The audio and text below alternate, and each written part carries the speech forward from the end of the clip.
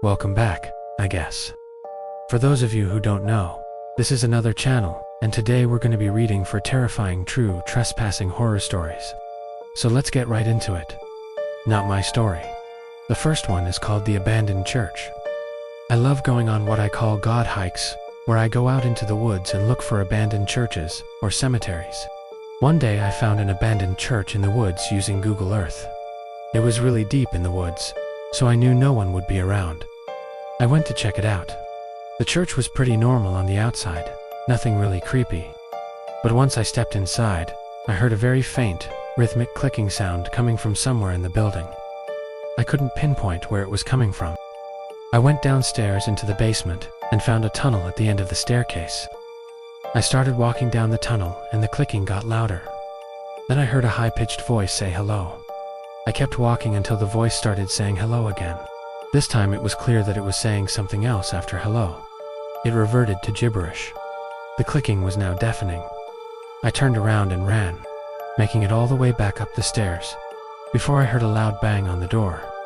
Whatever was down there, it wasn't human.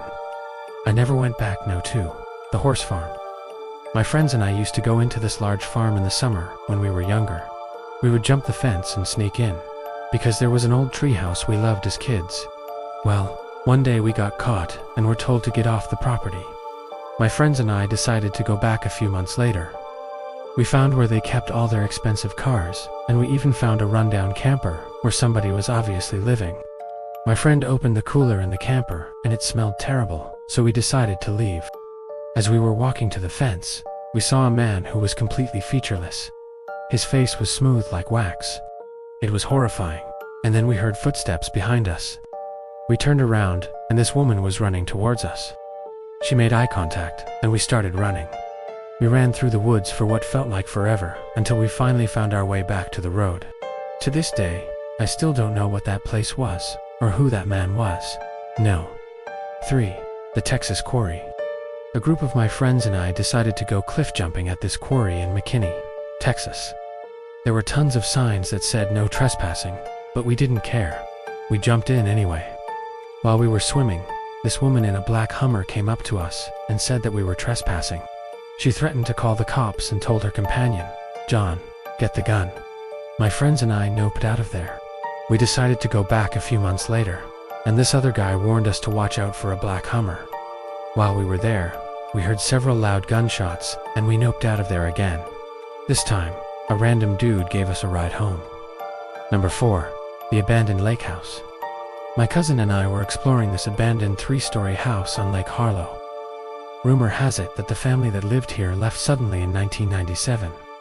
We found the plates on the counter, and the pictures on the wall to prove that. The house was completely untouched. Everything was exactly how they left it. The only weird thing was that all the windows downstairs were boarded up, and there was a locked closet in the kitchen. When we went downstairs, we found 5 mismatched chairs in a circle. The chairs were old, but the arrangement was obviously recent.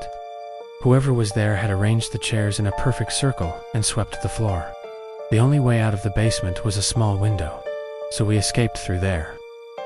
As we were climbing out, we turned back to look at the house, and we saw the same tall figure standing in the basement doorway, staring at us. The figure's head was tilted at an unnatural angle. That was the scariest part.